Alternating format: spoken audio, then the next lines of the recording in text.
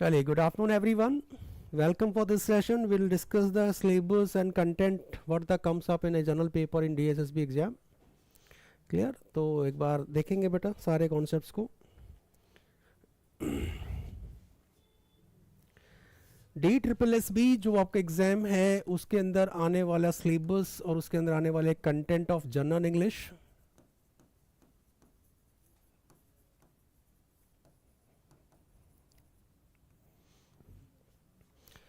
सभी type of exams में, चाहे पीआरटी की आप बात करें, टीजीटी की बात करें या पीजीटी की बात करें, तो कुछ कॉमन चीज़ें रहती हैं, कुछ कॉमन कंसर्न रहता है. उन कॉमन कंसर्न्स को एक बार देख लेते हैं. सबसे इम्पॉर्टेंट जो हर एग्जाम में आपको फेस करना होता है वो है बेटा कॉम्प्रीहेंशन. इस पर थोड़ा डिस्कस करेंगे अभी. Now everybody getting my voice? सबको क्लियर है बेटा? जस्ट अ मैसेज में एक वंस.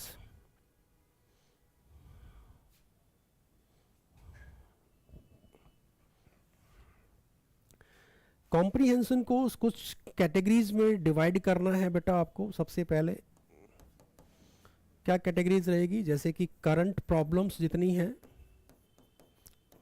उनके अकॉर्डिंग आपको कॉम्प्रीहेंशन लेना है. सेकंड, किसी इश्यूज पर, किसी सेलिब्रिटी पर,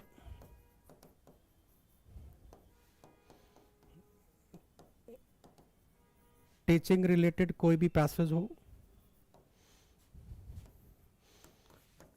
टेक्नोलॉजी के रिलेटेड कोई पैसेज हो, इस तरह से कुछ कैटेगरीज आपको बनानी होती हैं जिससे रिलेटेड आपको पैसेज रीड आउट करने होते हैं. सबसे पहली बात ये है. दूसरा, कॉम्प्रीहेंशन से ही आपको वोकैब फाइंड आउट करनी है, यानी वर्ड्स निकालने हैं, उन वर्ड्स पर काम करना है, यानी उनको रीड आउट करना है एज अ वोकैबुलरी. तो एक तो ये टॉपिक हो गया जो कॉमन टॉपिक है हमारे एग्जाम्स का. इसके अलावा सेकंड टॉपिक जो आपका नॉन ग्रामेटिकल एरिया से आता है वो टॉपिक भी एक बार डिस्कस कर लेते हैं.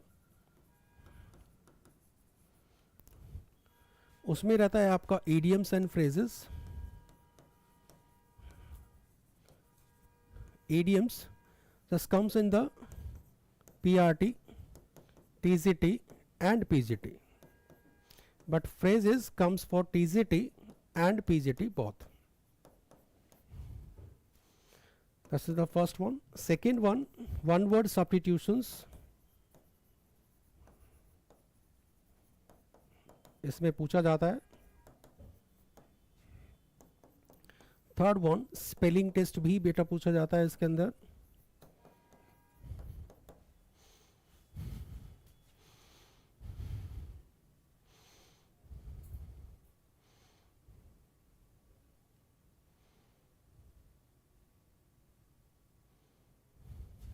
क्लियर?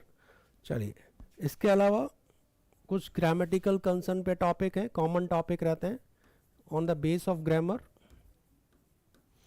तो सबसे पहले होता है आपका कॉमन एरर्स या स्पॉटिंग एरर्स.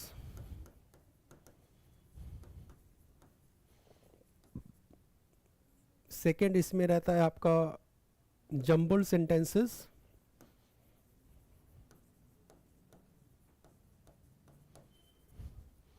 थर्ड वन रहता है बेटा फिलर्स, यानी कि fill in the blanks.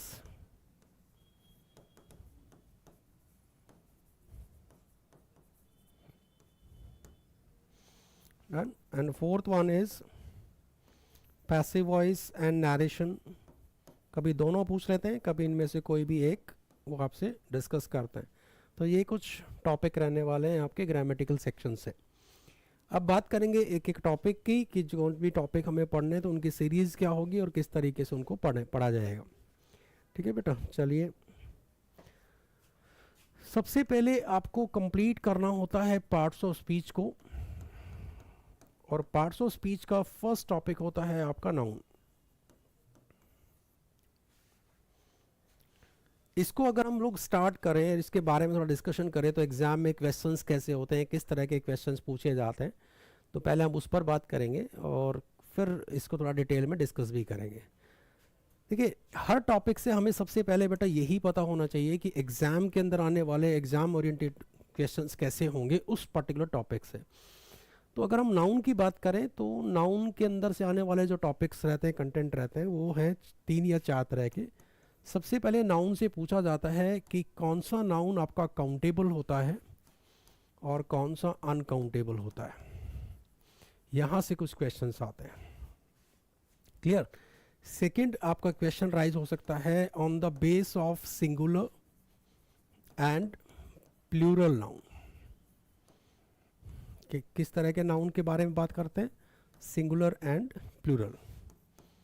Third आपसे डिस्कस किया जा सकता है apostrophe S and of, how to use. Fourth होता है some nouns change the meaning in plural form. तो यहाँ से भी कुछ क्वेश्चंस राइज होते हैं। क्लियर। तो ये एक 3-4 तरह का कॉन्सेप्ट है जहाँ से क्वेश्चंस आपके पूछे जाते हैं। तो that's a important factor to understand this. अब बात करते हैं कि इसको एक एक करके कैसे समझा जाए, कैसे किया जाए। That is a important factor. तो काउंटेबल और अनकाउंटेबल को अगर देखें तो एक एक चीज़ समझिए इसमें। मान लीजिए काउंटेबल नाउन कहीं पर आता है और अनकाउंटेबल नाउन कहीं पर आता है, तो कैसे पहचानेंगे। सबसे पहली चीज़ कुछ वर्ड्स को लिख लेते हैं हम यहाँ पर।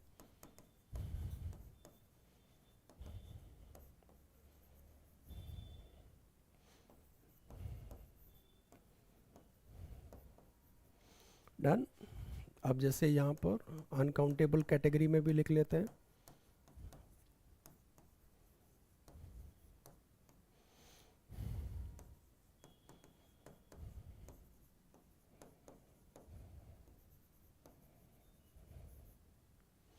है ना। तो ये सारे वर्ड्स इजीली अगर इनको जज करना है तो सबसे इम्पॉर्टेंट फैक्टर कि आप देखो जो भी काउंटेबल कैटेगरी में होगा उसका बेटा सिंगुलर कैटेगरी भी होगी और प्लूरल कैटेगरी भी होगी।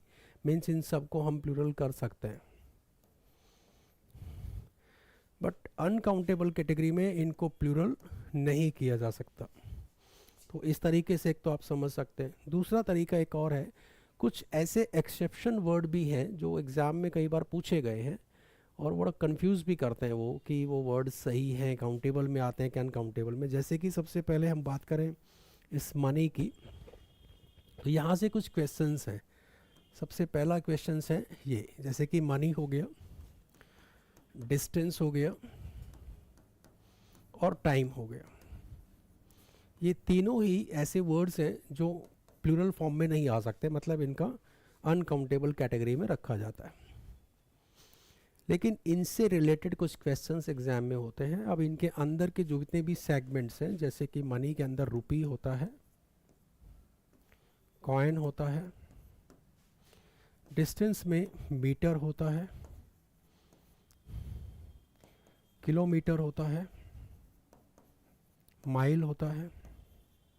ऐसे ही टाइम में बेटा सेकंड होता है, मिनट होता है, आर होता है, डे होता है ना। तो इनको हम लोग प्लूरल कर सकते हैं सबको। तो कुछ क्वेश्चंस तो बहुत सिंपल हैं, जैसे कि अगर मैं बोलता हूं कहीं पर some money is required for this work.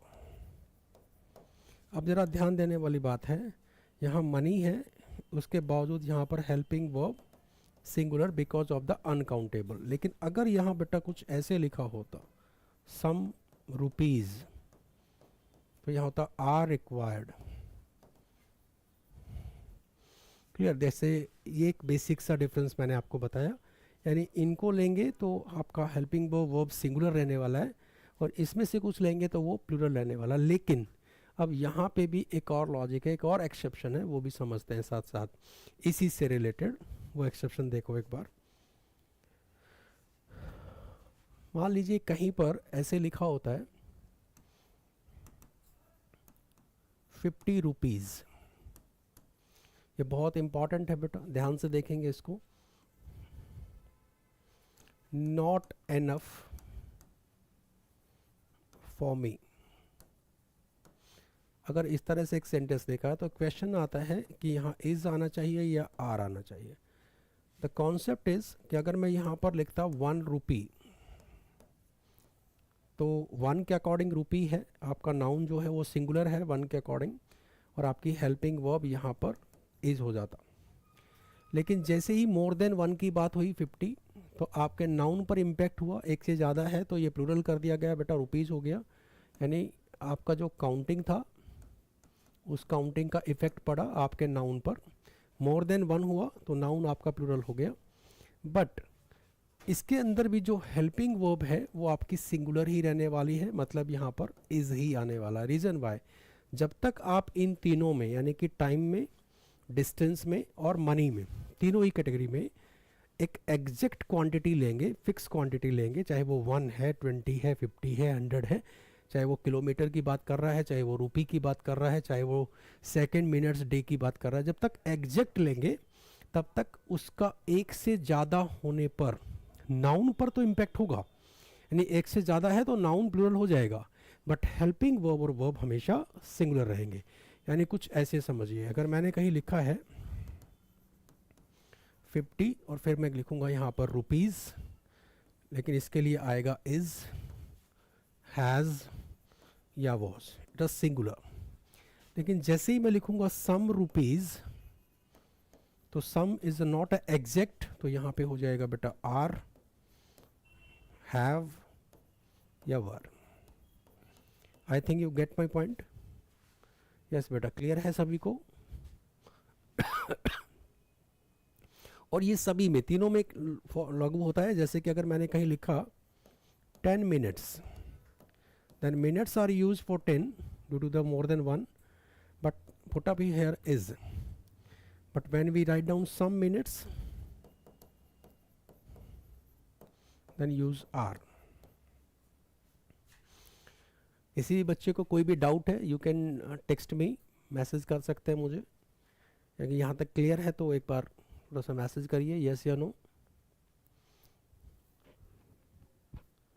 Yes बेटा, क्लियर एवरीबॉडी कि किस तरह से आपको हेल्पिंग वर्ब्स और वर्ब्स को लेना है।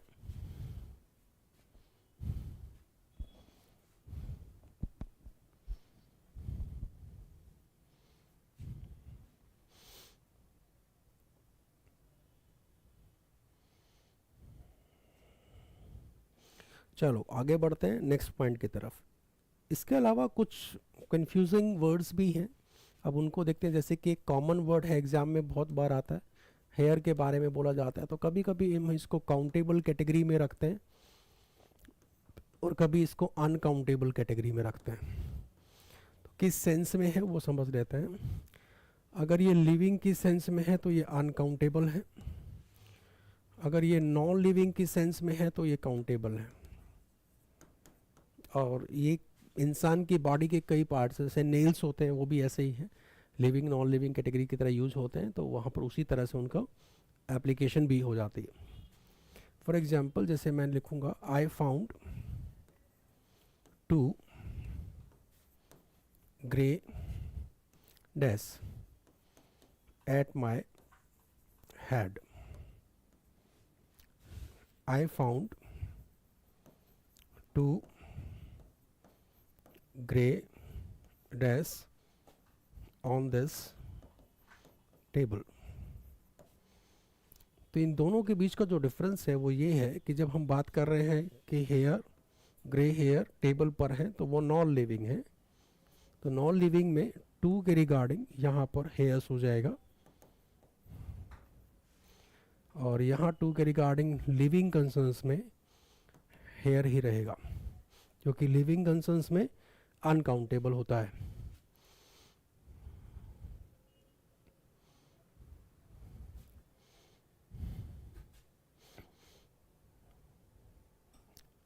Done it is. चलिए, इसके अलावा कुछ और चीज़ें, जैसे on a base of some singular and plural, singular and plural noun, यहाँ से कुछ क्वेश्चंस राइज होते हैं, उसको देख लेते हैं कैसे होते हैं। एक्चुअली सम काउंटिंग जस्ट इफेक्ट, इस काउंटिंग को मैं एडजेक्टिव की सेंस भी देता हूँ और डिटरमाइनर्स की सेंस भी ये रहती है, एडजेक्टिव प्लस डिटरमाइनर्स। तो काउंटिंग प्लस नाउन की बात अगर हम करें तो इस काउंटिंग का इफेक्ट इस नाउन पे पड़ता है। जैसे कि अगर मैंने कहीं लिखा 5 बुक्स, ठीक है, ये फर्स्ट पॉइंट है। सेकंड पॉइंट है, कभी कभी ऐसे होगा कि हम लोग कहीं काउंटिंग लिखेंगे, फिर नाउन लिखेंगे, देन अदर नाउन लिखेंगे, तो इस कैटेगरी में क्या होगा, इस काउंटिंग का इफेक्ट इस नाउन पे पड़ेगा and that noun becomes adjective. Clear? कुछ ऐसे 5, उसके बाद बुक, उसके बाद सेट्स, तो 5 impact two sets, book is becomes adjective. Third and final question comes up in the exam, उसमें रहता है कि कभी कभी काउंटिंग हम लिखेंगे, उसके बाद अगेन काउंटिंग रहेगी, then noun and then noun, ये वाली कैटेगरी। तो इसके अंदर ये होता है कि जो फर्स्ट काउंटिंग है बेटा वो लास्ट नाउन पे इम्पैक्ट करेगी, इन मिडल जो रहेगा वो सब का सब एडजेक्टिव होगा। कुछ इस तरीके से, he gave me a 5 books set. अब ध्यान देने वाली बात ये है, अ इम्पैक्ट टू सेट, तो यहाँ पे जो 5 बुक्स था वो तो एडजेक्टिव था, तो ये एरर हो जाता है, यानी यहाँ पर एस नहीं आता, 5 बुक ही लिखना पड़ेगा। दैट्स ए इम्पॉर्टेंट फैक्टर कि आप किस पे देखिए, अगर मैंने यहाँ पर बदल कर 2 लिख दिया, देन इम्पैक्ट टू सेट्स, तो यहाँ प्लूरल करना है। आई think you got my point, that is a very important question, कि इसको आप समझ गए तो एक और एग्जाम्पल फिर इससे रिलेटेड डिस्कस करेंगे। ठीक है, यहाँ से आपको एक चीज़ और समझनी है, जैसे कि मान लो मैंने कहीं लिखा शी गेव मी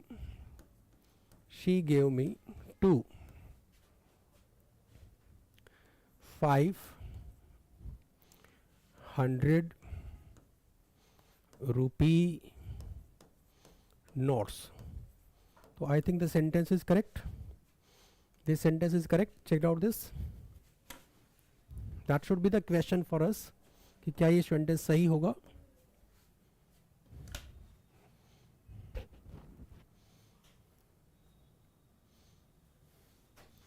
हाँ जी बेटा, जल्दी से रिप्लाई करो, करेक्ट और नॉट।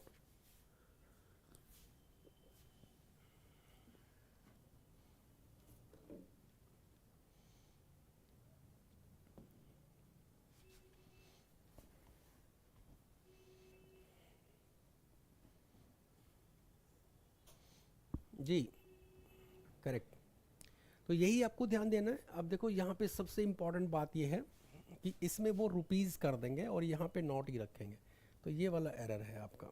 ठीक है, अगर यहाँ रुपीज़ करना है तो आगे से 2 भी हटाना पड़ेगा, फिर 5 रुपीज़ हो जाएगा और पीछे से नॉट हट जाएगा। सो गॉट माई पॉइंट, कोई इशू नहीं आता किसी बच्चे को।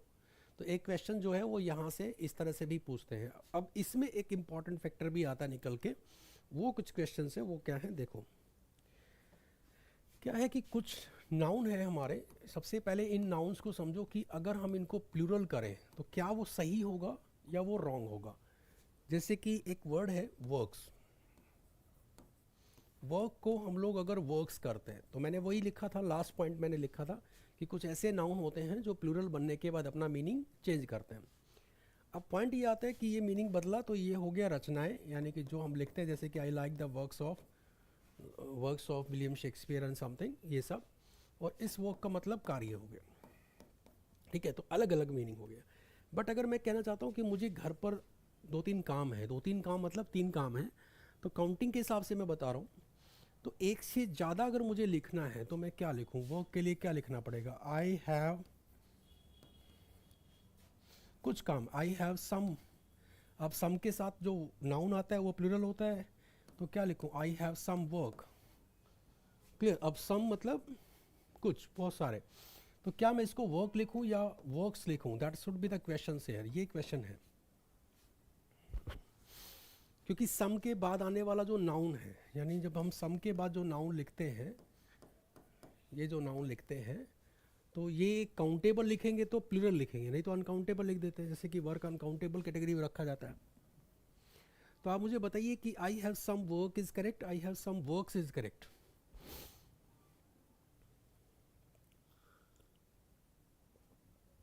जल्दी से रिप्लाई करो।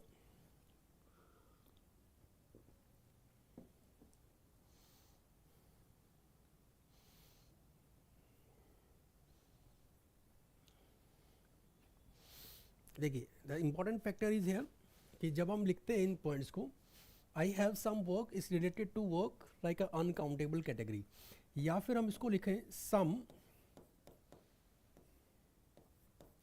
PCs of work. क्या लिखेंगे बेटा? PCs of work. अगर काउंट करना है वर्क को तो वो पीसीज में लिखेंगे, जैसे कि 2 पीसीज ऑफ वर्क, 2 काम है, 5 पीसीज ऑफ वर्क काम है। जैसे हमने एप्लीकेशन में भी कई बार लिखा होगा आई हैव अ सब piece of work. Piece of work मतलब अगर वर्क को काउंट करना है, काउंटेबल बनाना है, तो वहाँ पर आप पीसेस लिखेंगे फिर, ठीक है, नहीं तो वो अनकाउंटेबल रहने दो उसको। ऐसे ही एक और वर्ड होता है, आपने पढ़ा होगा, जैसे the word is a bread. तो ब्रेड में भी ऐसे ही कर किया जाता है। ब्रेड को हम लोग प्लूरल फॉर्म में नहीं ले सकते हैं, यानी कि प्लूरल नहीं लिख सकते हैं, ब्रेड्स नहीं हो सकता ये, ठीक है।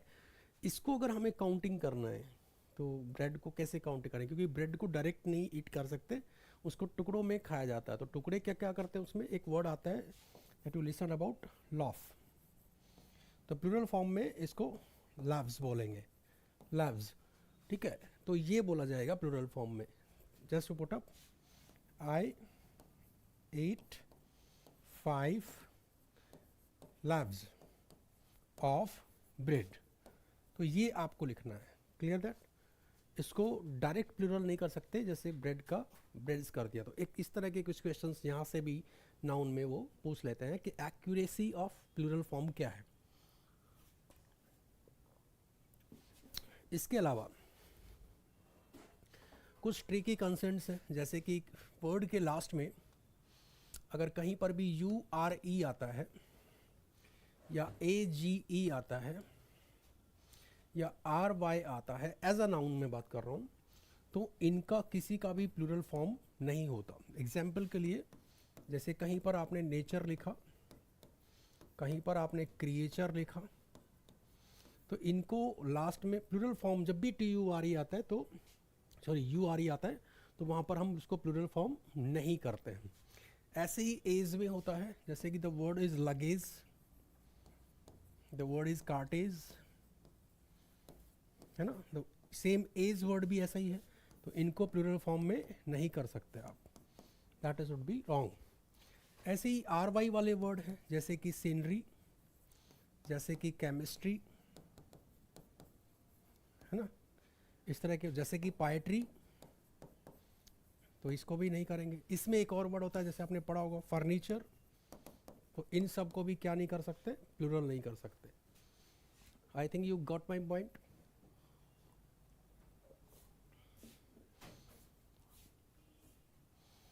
यहाँ तक सब क्लियर सभी बच्चे को? चलो, अब देखिए कुछ कॉन्सेप्ट हैं, कुछ वर्ड्स ऑफ कॉन्सेप्ट हैं जो हम लोगों को नाउन में ही पढ़ने होते हैं और नाउन के अकॉर्डिंग ही हमें उनको सीखना होता है। वो क्या है? जैसे कि एक कॉन्सेप्ट है, the word is a room. अब रूम एंड स्पेस ये कहाँ यूज होता है और कैसे यूज होता है?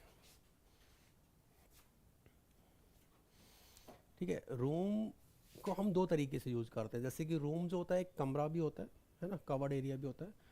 रूम स्पेस के लिए, जगह के लिए यूज भी होता है। जहाँ भी अगर हम बात करें किसी कवर्ड एरिया में जगह की बात कर रहे हैं, कवर्ड एरिया के अंदर जगह की बात हो रही है, तो वहाँ रूम आता है, और किसी अनकवर्ड एरिया में जगह की बात हो रही है तो वहाँ स्पेस आता है। एग्जाम्पल से समझो आप, जैसे कि देयर इज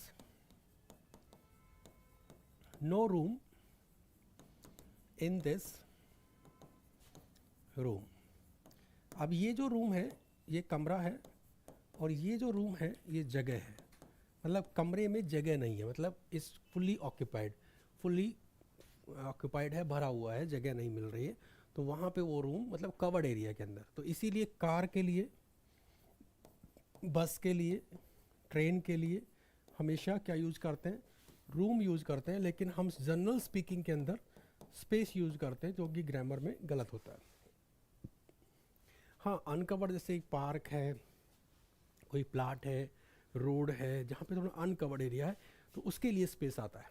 ठीक है, एक तो ये चीज़, ये माइनर डिफरेंसेस हैं जो आपको थोड़ा थोड़ा समझना है, that's a very very important. इसके अलावा जैसे कि वर्ड होता है एयर और इसका प्लूरल हो जाता है बेटा एयर्स। तो सबसे इम्पॉर्टेंट बात कि हमें पहले क्या सीखना है, इससे पहले क्या सीखना है, हमें इससे पहले सीखना है एयर और विंड क्या होता है, मतलब what the difference between these two, कि एयर में और विंड में क्या डिफरेंस होता है। उसके बाद हम एयर एंड एयर्स सीखें और उसके बाद हम विंड एंड विंड्स भी सीखें। It's not calling the winds, it's winds. ठीक है, तो पॉइंट ये है कि एयर और विंड का डिफरेंस अगर हमें समझ में आ जाता है तो फिर हमें एयर एयर्स और विंड विंड्स भी समझ में आ जाएगा। तो एयर और विंड का मतलब क्या है कि जो हवा कवर्ड होती है वो एयर होती है और जो अनकवर्ड होती है वो विंड होती है। अब मान लो कहीं आपने लिखा she feels fresh dash on hills. अगर हम हिल्स की बात कर रहे हैं, पहाड़ों की बात कर रहे हैं, तो अनकवर्ड कंडीशन में बात कर रहे हैं, तो वहाँ पर आएगा विंड। लेकिन हमें आदत है फ्रेश के साथ क्या लिख देते हैं, एयर, होना क्या है, विंड। अगर यहाँ पर होता इन this room, in this room, तो इसका मतलब यहाँ क्या आ जाता, air.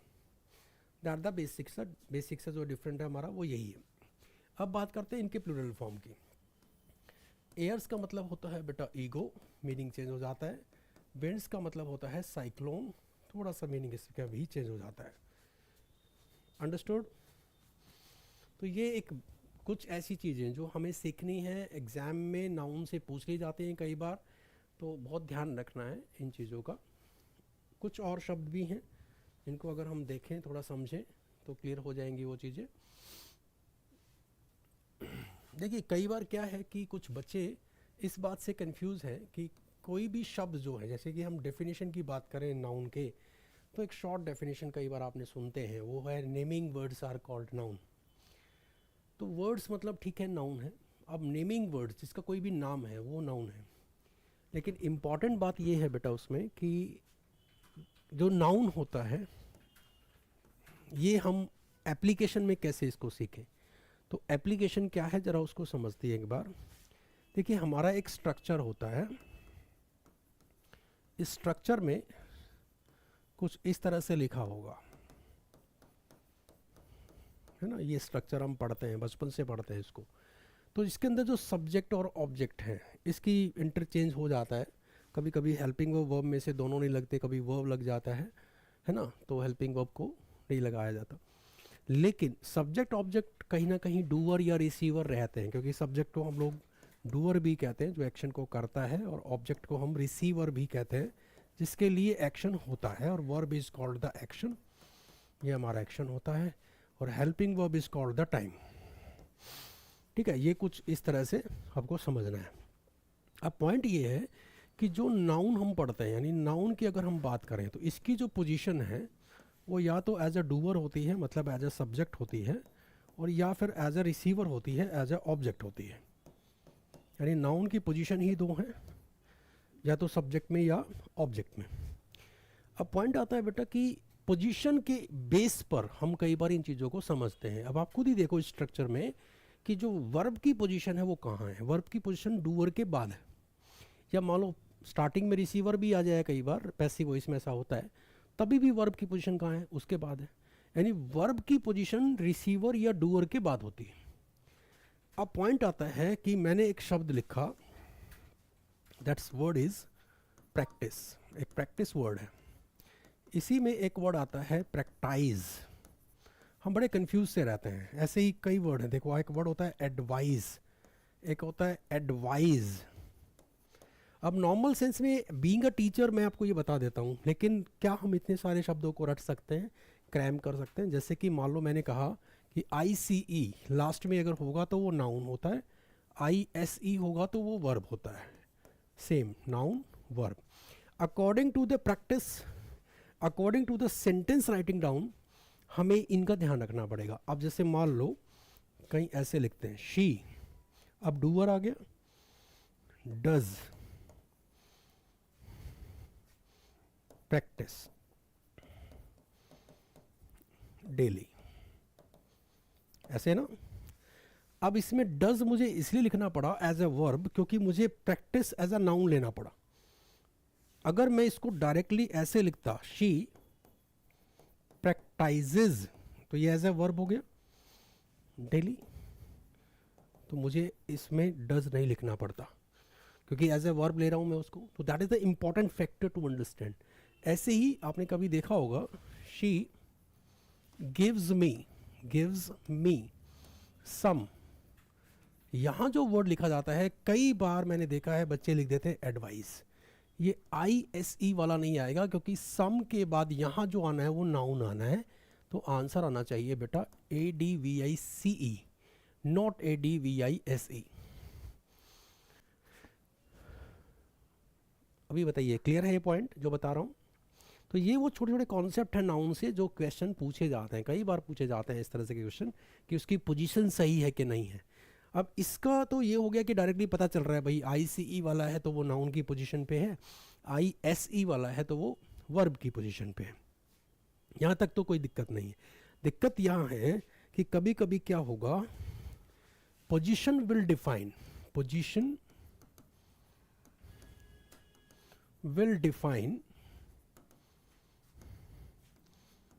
The name of content. अब देखो सबसे इंपॉर्टेंट बात कि पार्ट्स ऑफ स्पीच को डिफाइन कौन कर रहा है? डिफाइन कर रही है पोजीशन। नाउन और वर्ब के साथ ये बड़ी दिक्कत रहती है, नाउन और वर्ब में ये कंफ्यूजन भी रहता है। मान के चलिए कि अगर मैंने कहीं लिखा है जैसे ही गिव्स मी सम एडवाइस, ध्यान देना अभी तक हमारा सेंटेंस सही है। आगे लिखता हूं this gave is important for me. किताबों में, बुक्स में या हमारी एकेडमिक नॉलेज के अंदर ये चीज़ रटवाई जाती है हमें कि एक वर्ब है गिव, इसकी सेकंड फॉर्म है गिव, थर्ड फॉर्म है गिवन, है ना। तो ये फॉर्म ऑफ वर्ब्स है, वर्ब ही है ना, वर्ब की 3 फॉर्म्स हैं। यहाँ पे मैंने गिव लिखा तो ये सेकंड फॉर्म, ठीक है।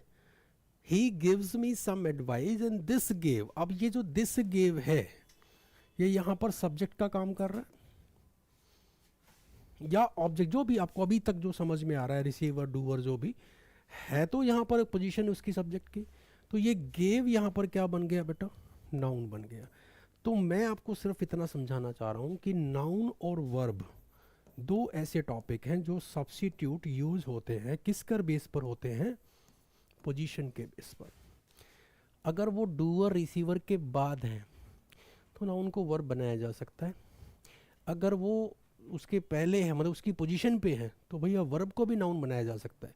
तो that is the important factor, role play करते हैं एग्ज़ाम के अंदर और वहाँ पर हम लोग कंफ्यूज हो जाते हैं कि ये भाई क्या लिख रहा है, कैसे लिख रहा है, क्यों लिख रहा है, ठीक है। तो that's a very very important जो आपको समझना है नाउन के फैक्टर में। अब आते हैं लास्ट पॉइंट पे। लास्ट पॉइंट मैंने बताया था थोड़ा सा आपको कि कुछ क्वेश्चंस आपके एपोस्ट्रोफ एस और ऑफ से भी आते हैं। नॉर्मली में ये दोनों जो क्वेश्चंस हैं, इन दोनों चीज़ों को आप समझना। एक होता है लिविंग कंसर्न, तो लिविंग कंसर्न के अंदर एपोस्ट्रोफ एस भी आ सकता है और ऑफ भी आ सकता है, ठीक है। लेफ्ट टू राइट अगर हमें लिखना है तो एपोस्ट्रोफ एस आ जाता है, क्रॉस अगर लिखना है तो वहाँ पर हमारा ऑफ आ जाता है। मैं समझाता हूँ कैसे। जैसे मान लो कहीं हमने लिखा राम्स ब्रदर, ये लेफ्ट टू राइट हम लिख रहे हैं, लिविंग कंसर्न है, लिख सकते हैं, लेकिन ऑफ में ऐसे लिखा जाएगा the brother of Ram, the brother of Ram. ये क्रॉस है, ये क्रॉस है, इसलिए मैं बोल रहा हूँ, ठीक है। लिविंग में दोनों को हम लोग यूज़ कर सकते हैं। अब बात आती है नॉन लिविंग की। तो नॉन लिविंग में केवल आपको ऑफ यूज़ करना होता है, यह हमें समझ आ जाता है। जैसे कि मान लो मैंने कहीं लिख दिया, ठीक है, जैसे पेन्स कैप लिख दिया मैंने, पेन का जो कैप होता है, का के की सेंस देते हैं, तो पेन्स कैप गलत है वहाँ पे, तो हम लिखना पड़ेगा द कैप ऑफ पेन। ये कुछ इजी सा कॉन्सेप्ट, लेकिन एग्जामिनर यहाँ से क्वेश्चन कैसे करता है, दो तीन तरह के क्वेश्चन पूछता है वो यहाँ से। तो सबसे पहला क्वेश्चन उनका होता है कुछ इस तरीके से, जैसे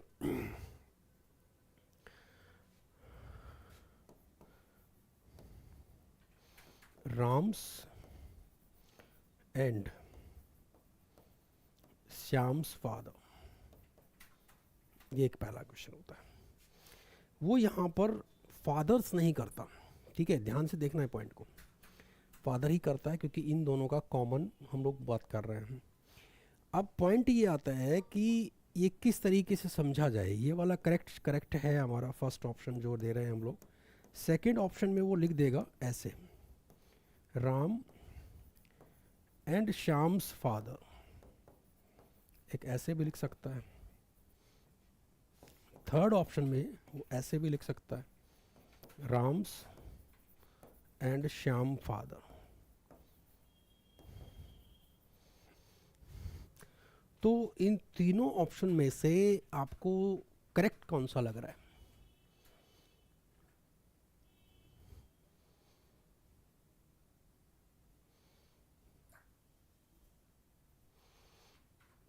that is a important point बेटा। देखो इसको ऐसे समझना है, राम और श्याम का पिता, यानी कि यहाँ पे का की सेंस है और यहाँ पर के की सेंस है, तो टू डिफरेंट पर्सन।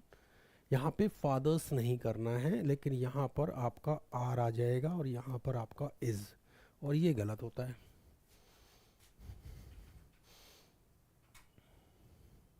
एक तो ये चीज़ समझ में आ गई, ऐसा क्वेश्चन आता है। दूसरा बेटा देखो, एक क्वेश्चन ये भी आता है कि उनको एपोस्ट्रोफ एस लिखना होता है। जैसे कि कहीं उन्होंने लिखा India's mentality regarding education is not clear, ऐसे कुछ लिख देता है। यहाँ पे समझने वाली बात यह है कि क्या इंडियाज मेंटालिटी ये सही है, या फिर मुझे लिखना चाहिए था द मेंटालिटी ऑफ इंडिया। वही लिविंग नॉन लिविंग कंसर्न है, शायद आप उससे समझ पाए। तो क्या होना चाहिए यहाँ पर, इंडियाज मेंटालिटी होना चाहिए या द मेंटालिटी ऑफ इंडिया होना चाहिए?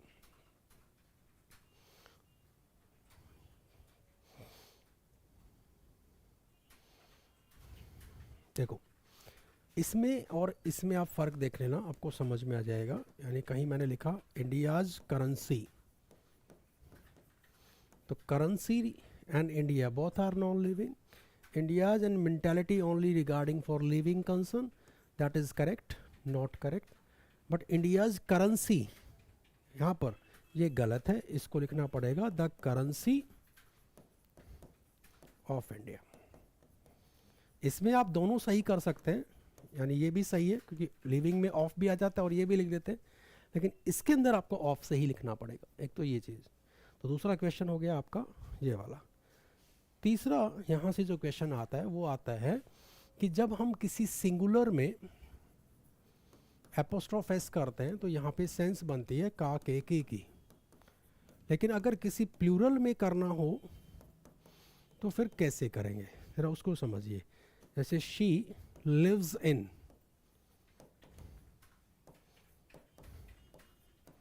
गर्ल्स हॉस्टल, तो ये वाला सही है, या गर्ल्स हॉस्टल ये सही है, या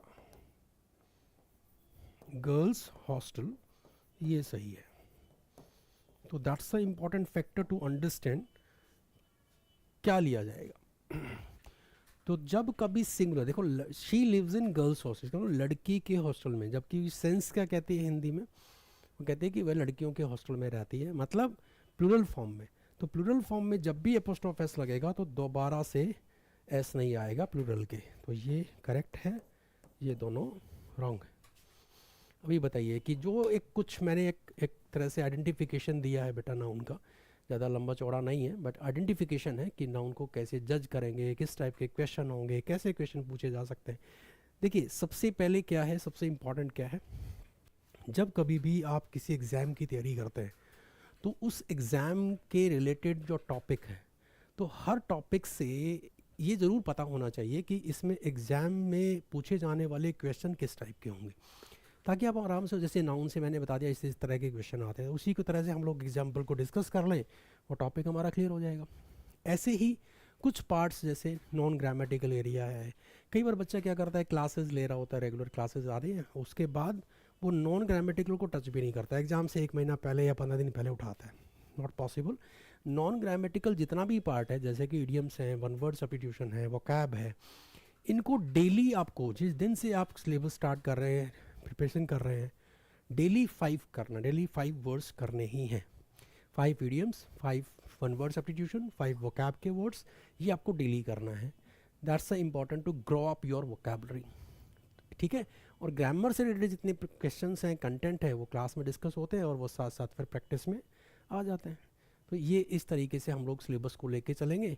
और इसके अलावा जो आपके क्वेश्चंस रहेंगे, क्यूरीज रहेंगी, वो भी हम क्लास के बीच में ले सकते हैं, या फिर अलग से भी 5 से 10 मिनट का टाइम, 15 मिनट का टाइम उसके लिए डाउट सेशन का निकाला जा सकता है। अब इम्पॉर्टेंट ये है कि how many types of concern you have, जैसे कि ग्रामेटिकल आपने प्रैक्टिस किया, फिलर्स को प्रैक्टिस किया या एरर्स को प्रैक्टिस किया, उसमें कितने क्वेश्चंस आए, कितने क्यूरीज आए। अगर क्लास में डिस्कशन वाला कॉन्सेप्ट रहता है, that is a very important, very interesting, है ना, तो लेके आइए, डिस्कस करेंगे। लेकिन टॉपिक वाइज हम लोग पढ़ते भी रहें साथ साथ, तो भी इम्पॉर्टेंट। ठीक है बेटा, चलिए, तो आज के लिए इतना ही। I think you got my concern कि क्या क्या इसके अंदर होता है, DSSB में कौन से टॉपिक होते हैं, टॉपिक को कैसे पढ़ना है, वो मैंने थोड़ा आपको आज बताया। ठीक है, चलिए आगे बात करते हैं, डिस्कस करते हैं। Let's meets again. Thank you, thanks a lot.